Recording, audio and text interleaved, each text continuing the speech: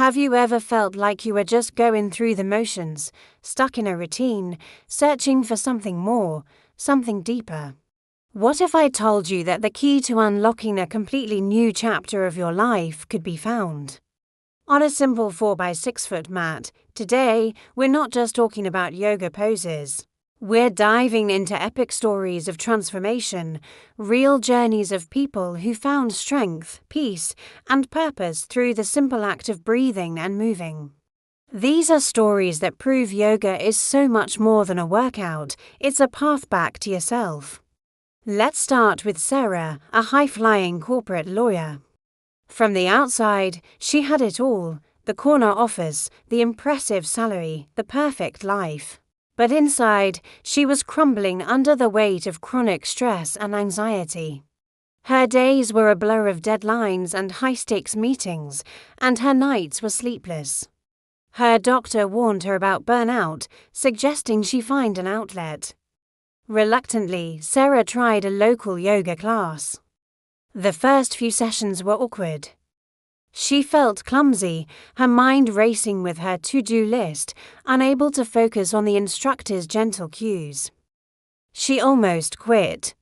But something kept her coming back. Maybe it was the final 5 minutes of class, in Savasana, the corpse pose.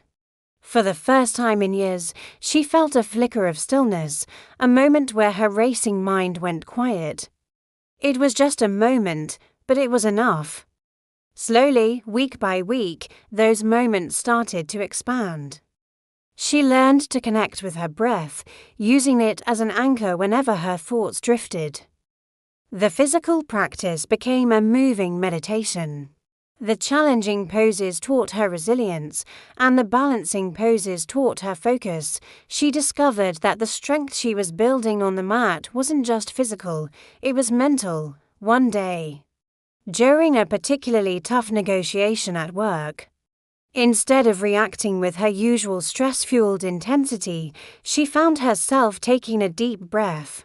She remembered her practice, she stayed calm, centered, and navigated the situation with a clarity she'd never had before. Yoga hadn't taken away the stress of her job, but it had given her the tools to handle it. Sarah's journey wasn't about mastering a handstand. It was about mastering herself. She eventually transitioned to a role with a better work-life balance, realizing that true success wasn't about climbing the corporate ladder, but about finding inner peace. Now, let's talk about Mark. Mark was a former college athlete whose identity was tied to his physical prowess. After a severe car accident, his world was turned upside down.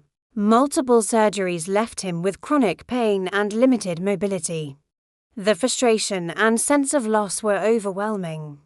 He felt trapped in a body that no longer felt like his own. Physical therapy helped, but he hit a plateau, and the mental toll was immense. He felt like he'd lost the very essence of who he was. His physical therapist suggested he try a gentle, restorative yoga class. Mark scoffed at the idea. Yoga. That was for flexible people, not for someone who could barely bend over. But with nothing to lose, he went. The class was humbling. He couldn't do most of the poses, and he had to use props like blocks and blankets for support. But the instructor's words resonated with him: listen to your body. Work with where you are today, not where you used to be. This was a revolutionary concept for Mark, who had always pushed through pain. Instead of fighting his body, he started to listen to it. He learned to appreciate the small improvements: a little less stiffness in the morning, a slightly deeper stretch, a moment without pain. Yoga taught him patience and self-compassion. He began to understand that strength wasn't just about how much you could lift, it was about the courage to show up and be gentle with yourself. He started to see his scars not as signs of weakness, but as marks of his resilience. Over time, Mark regained more mobility than his doctors ever expected. But the real transformation was his mindset. He became a certified yoga instructor, specializing in adaptive yoga for people with injuries and disabilities. He found a new purpose, helping others find healing and acceptance on their own mats, turning his greatest challenge into his greatest gift. Our final story is about Maya, a young artist who struggled with crippling self-doubt and creative blocks. Her canvas sat empty for months. She felt like an imposter, constantly comparing her work to others and feeling like she never measured up. This inner critic was her constant companion, whispering that she wasn't good enough. Her creativity, once a source of joy, had become a source of anxiety. She felt disconnected from her passion and from herself. A friend dragged her to a vinyasa flow class, a style of yoga known for its fluid, dance-like movements. In that class, something magical happened. As she moved from one pose to the next, synchronizing her breath with the flow, her mind finally quieted. There was no room for the inner critic. There was only the breath, the movement, the rhythm. She wasn't thinking about being good at yoga, she was just experiencing it. The practice felt like a creative act in itself, a beautiful, flowing expression of the body. This new feeling started to seep into her life off the mat. She began to approach her art with the same sense of play and exploration she found in her yoga practice. She stopped judging the outcome and started enjoying the process. She realized that creativity wasn't about producing a perfect masterpiece. It was about showing up and expressing what was inside. Authentically and without judgment, her art began to flow again. More vibrant and honest than ever before. Yoga didn't just unblock her creativity, it reconnected her to her own inner artist, teaching her that the most beautiful creation is a life lived authentically.